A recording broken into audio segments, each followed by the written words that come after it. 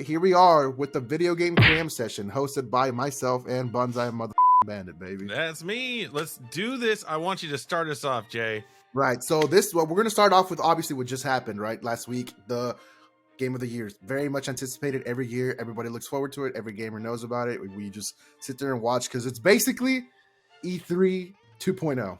Yeah, pretty much. You can hype for that as we do for E3 because you just know shit's going to get announced. So we're going to start from the bottom on this list that I sent you, Steven. Best esports team. I mean, do you actually follow esports teams? I follow like Outlaws, Houston Outlaws, because Houston, H-Town. Yeah, of course. And best esports game. See, that we had, this is where I might actually start putting CSGO, Dota 2, never played. Mm-hmm.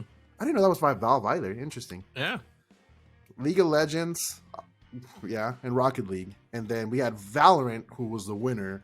Yeah. It's been very big these last few years ever since it launched, so it's no surprise. I think it's really huge right now. Like in the last year, it went from me occasionally hearing about it, and it's now talked about constantly, even with a lot of content creators.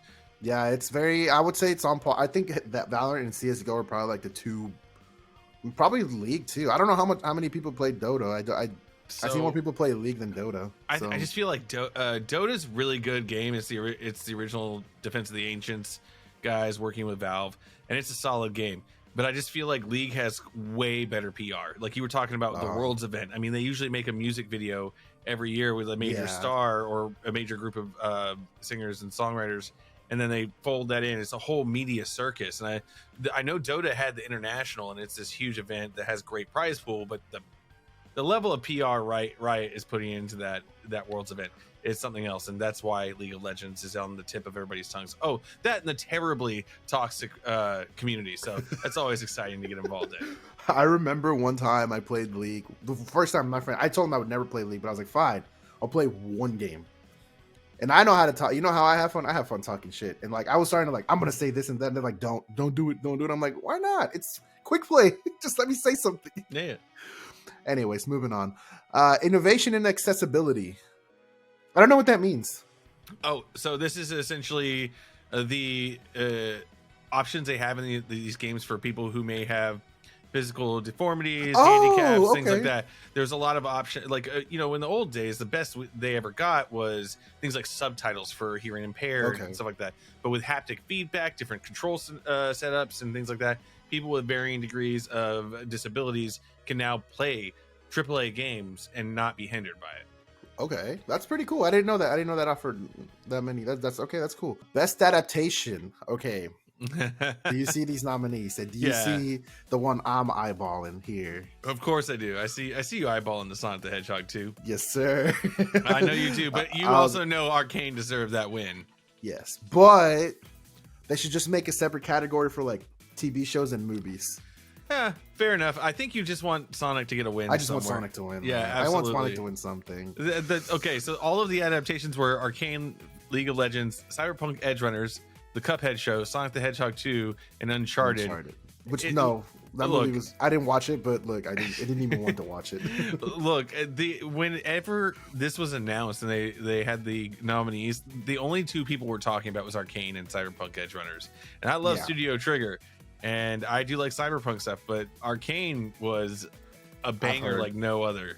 I've heard. And I only started. I'm almost done with the Edge Runners. I hadn't finished it. But it was okay. The pacing is a little weird to me. It was just kind of like, I don't know. The pacing's weird. The pacing's just weird. Like we're here, and they're like, oh, by the way, all this shit happened right between episodes. Oh yeah, that's Trigger, man. Trigger is something else in the anime world. I don't know, man. Gurren Lagann though, like that's. Okay, Gurren Lagann is an amazing series that was basically built as an homage to every genre of mecha that ever existed. So that's an outlier. That's an outlier. But this isn't the anime episode. Content Creator of the Year. Yeah, there it is. Ludwig. Obviously, for me, that's who I was voting for. Ludwig. Mm-hmm.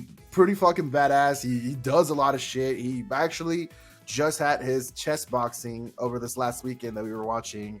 Yeah, very interesting stuff. I was watching it because of Abroad in Japan, Chris Broad. Oh yeah, he was in it too. He was in it, and he was doing all this training with a kickboxing pro, and I was following his process through his channel's videos, and when he said he was doing this, I was like, all right, Ludwig, you got this. You know, quality content creators. Right. I know Ludwig is insane. He does a lot of shit, and like good for him. Kudos to him. So to me, he deserved it. His girlfriend's Cutie Cinderella, so it was kind of weird seeing them both like nominated. I wonder if that increased any turmoil in the home. I don't know. So you're sleeping on the couch for winning over right. me. I highly doubt that. They both live in a very nice house. Oh, I'm sure they do. Yeah. Next thing, most anticipated. Yeah, FF16. I mean, that's pretty, anticipated. I would say by Final Fantasy fans. Hogwarts Legacy. Oh my lord, I am anticipating Final Fantasy. Yeah, 16. I'm sure. Hogwarts Legacy also very much anticipated. It just actually looks like a pretty good game. Resident Evil 4 remake. I think. I mean, I'm sure people are excited, but I think that game is. I don't want to say niche, but it definitely is like there's a select fandom for that game, right? It looks remarkably similar to the original game because we're starting to hit the kind of weird, uncanny valley of remakes. Yeah. Resident Evil 4 was not a bad looking game by any stretch of the imagination. So for them to remake it, it's kind of weird because it looks remarkably similar to the actual thing. So I think it's just updated graphics essentially, right? And gameplay stuff. So my hype level low. Huh? My hype level low. Yeah. I mean, Starfield. Yeah. Then there's Starfield, Bethesda. That one's obviously, but that's just Bethesda. New game is always like, they just seem always exciting. But obviously, the clear winner here was Legend of Zelda: Tears of the Kingdom. That is gonna be.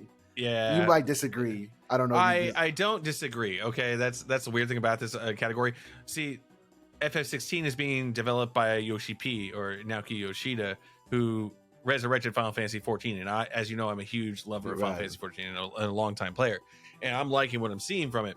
But people have been frothing for Tears of the Kingdom for years at this point. Yeah. I mean, our friends, the media fans, it was gonna win. So yeah, no, that one was like clearly, and it's probably gonna win Game of the Year next year. Let's just be honest. Absolutely. Best multiplayer, we had Modern Warfare 2, Multiverses, Overwatch 2, Splatoon 3, and TMNT Shredder's Revenge. Which I played TMNT Shredder's Revenge. It was fun. I don't know if it was. I don't know if it was best multiplayer. It's not best multiplayer. Like it was cool that it had that old school arcade vibe, but it wasn't gonna beat out the rest of them. No, I mean I'm honestly surprised Splatoon 3 won. I was a little surprised too, but maybe just maybe people are starting to get a little tired of Call of Duty's multiplayer. I mean, I hope so. I hope that's what this means. I really hope that's what this means because I didn't want Call of Duty to win. No hate against it. I'm just tired of the yearly releases with Call of Duty, and I don't know that any game that has a yearly release just is a big turnoff for me. And I agree. So I'm glad Splatoon 3. You know what? Well deserved. I don't know if Nintendo deserves any awards. Nintendo kind of weak with their tournaments, but let's not tread down that path. Just today. Not today. I have comments there. I'm not going to air here. Not today. Not today. That's another a whole day. Episode. Yep. All right, best sports / racing game. That's weird to me that they meshed these two together. I guess. I mean, I guess racing is a sport, right? So, look, I refer to sports as sports ball.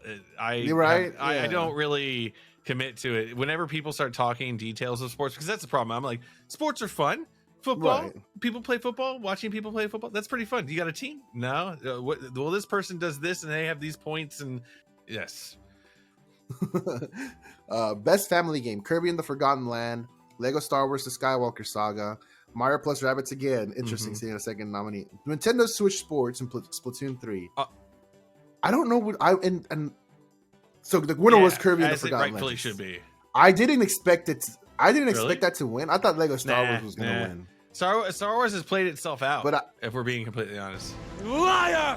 I thought about it for the Lego aspect because Lego games kind of sell for family games, but Kirby, you know what? I'm glad Kirby won. You know, we're seeing some Nintendo winners this season. We saw a lot of Nintendo winners. Kirby deserves to win. Oh yeah, Kirby does this. Yeah. So yeah, kudos to Kirby. Best fighting game. This is where I'm sure we're gonna have some input. DNF Duel. Never played it. JoJo's Bizarre Adventure: The All-Star Battle, the remake. This is a remake. King of Fighters 15, Multiverses, and Sifu. I guess Guilty Gear came out last year. Yeah, it's out of the running this year. So DNF Duel is okay. I actually think it lacks a lot of complexity that Guilty Gear has. So it's beautiful to look at, but it's not fun to play. It's not. It really isn't. Okay. I owned it. I bought it full price. Best role playing game. Ooh, this is where you start getting spicy. Yeah, Elden Ring, Live Alive, Pokemon Legends Arceus, Triangle Strategy, Xenoblade Chronicles 3. Best role playing game, 1, Elden Ring. I mean, come on. Oh yeah, it does say that on the article. It's pretty good stuff. I didn't even see it. So yeah, Elden Ring, obviously phenomenal game, right? Ever since it came out. Well, not since it was a little rough at the beginning. Not that bad though. Not experience breaking bad. That it was just good. it was just a really it's from soft at its finest. You know, to me, I was like Dark Souls 4 pretty open much. world. Live Alive, I've never great heard classic of. RPG, but couldn't compete at the sheer developmental like awesomeness that Elden Ring was. Arceus, Okay. Arceus Legends was just Arceus, a framework great. to test for Scarlet and Violet. I think it did it pretty well, but there was still a lot of issues. Triangle Strategy wanted to be Final Fantasy Tactics, but it kind of that game was it has the same aesthetic as Octopath. Right? Octopath but it's like tactical RPGs, and tactical RPGs are just not. They're not in it right now. They're not the hotness. Okay. And Xenoblade Xenoblade 3. is sexy as fuck, but it's if I had to say if Elden Ring wasn't in this, Xenoblade Chronicles 3 would have won. Yep, absolutely. You think so? Yeah. I still have yet to beat the first one. Man. I'm most of the way through the first one. It's a good game. There's the storyline. It's just the storyline starts really basic and gets freaking wild. So it's just the commitment with JRPGs, man. I'm surprised I played Persona 5 twice. I'm surprised by that too. Anyways, on to best action adventure. Best action adventure. A Plague Tale Requiem. I've heard this game's amazing. God of War Ragnarok. Horizon Forbidden West. Stray and Tunic. God of War Ragnarok was the winner. Yeah. And you're gonna start seeing a pattern from here on out. A Plague Tale Requiem. I've only seen footage. Yeah, it looks really good. It's a sequel too. Yeah, that's the an original game. Okay. Then we have Horizon Forbidden West. Poor Horizon. Poor Horizon. I almost wish they would have waited a year. Like coming. They just have to stop. You have to time the releases better. Horizon Forbidden West is a great game, but it came out the same year as God of War Ragnarok. I want you to take that into account too. God of War Ragnarok came out last month. Yeah, like a month ago. Not even a month ago. It came out in November, and it's just smacking its big dick around on these people. It's ridiculous. It's kind of. I think it's kind of dumb that it's only been out for a month and it's already nominated for these Game of the Year's things. But whatever. That's a separate topic. Stray. It looks. I never played it. It looks good. I heard a lot of good things. Tunic. I heard a lot of fantastic things about. Tunic is a real sleeper hit, but it just can't compare to the heavy hitters in that category. Yeah, unfortunately. All right, best indie. We had Cult of the Lamb, Neon White, Sifu, Stray, Tunic. The winner was Stray. I think I have a little gripe about Stray winning because that game does not look like an indie game. That game does not look like it was made in someone's garage. I mean, it's on Aperna, and it's a lot of it's modeled after one of my favorite things in the world, and that's the Kowloon Walled City, and it's cats. And I kind of feel like that's. But to be fair, Sifu is not exactly what I would consider an indie game either. Right. I think Cult of the Lamb or Tunic should have won this one, and I've never played either. I think that Tunic really should have got this one. Absolutely. Yeah, I think and it looks good. I've only seen footage of it, but everybody always talks about it, and they like rave that it's a really, really good indie game. So, moving forward, best ongoing game: Apex Legends. We see Destiny 2 and FF14. Fortnite, Genshin. I was like, for a second, I thought Genshin was going to win, but my vote was on FF14. Baby. I want you to know Genshin has the numbers, but 14 has the passion. They have a passion that cannot be matched, and it's something else. Oh no, I've met some loyal. They talked me into going to FanFest next year. There we go. Yeah. Yep. Game of the year. We had Plague Tale Requiem, Elden Ring, God of War Ragnarok, Horizon Forbidden West, Stray, Xenoblade Chronicles 3. We had some pretty strong hitters for Game of the Year. That was a tough category. Yeah, why was Sonic Origins not here? I don't know. I'm kidding. No. Why was Sonic Frontiers not in this one? Mm-hmm. Nah, no. So the As winner it was should be. Elden Ring. As it should be. The only reason I wouldn't say God of War Ragnarok, because as we've said throughout the episode, it had only been out for less than a month. And Elden Ring. So the way I feel about it is, I see it from multiple angles, and when I watch streamers, and when people who don't stream started streaming to play Elden Ring in public, that's how I feel about it. Everybody was talked about this game. It got non-Souls players to play the game. That's how It you got know me the to game play was the like. Yeah. So and God, I mean, I played Dark Souls games before, and I'm working on, now that I finally have a PS5, I'm gonna work through Demon Souls. I was very excited for this game. Surprisingly, I haven't beaten it yet. So you don't say. Sadly, Horizon Forbidden West. I know. Poor it's thing. a sad thing. You came out. Horizon Forbidden Dawn came out in a time where you were going up against Breath of the Wild, and now you're going up against the time you're going against Elden Ring and Ragnarok. I'm so sorry. What a track record. Oh my god. Yeah. Xenoblade Chronicles 3, kudos to you for making it to the GOTY nomination. Okay, I will say that. One of the reasons why it's good that it just exists is Xenoblade Chronicles almost did not get released in America. It was from a really? fan petition that convinced GameStop to invest in getting Xenoblade Chronicles 1 sold over here. And We went to GameStop? So yeah, there was 3 games that this group called Operation Rainfall did a fan petition for, and it was Xenoblade Chronicles, Pandora's Tower, and another one that escapes me right now. I forget exactly which one it was. The Last Story. It was a game by Mistwalker Studios, Sakaguchi's studio he made, and they were not going to release that over here domestically, and they did this huge fan petition, and after enough people had signed off, GameStop decided to license Xenoblade Chronicles. That's why you could only buy it in a GameStop. Yes. Oh, yes. Wow. And then I didn't know that. And then it became a massive success, and Nintendo is one of Nintendo's mainline franchises now, and it would have never been over here. Yeah. So thanks to GameStop. That's insane. I would have never thought I had to thank GameStop for anything. I like besides screwing me of my money. Okay, look, I'm gonna end this. I'm gonna let you wrap it up, but I gotta say this: fuck GameStop for their stupid stickering policy.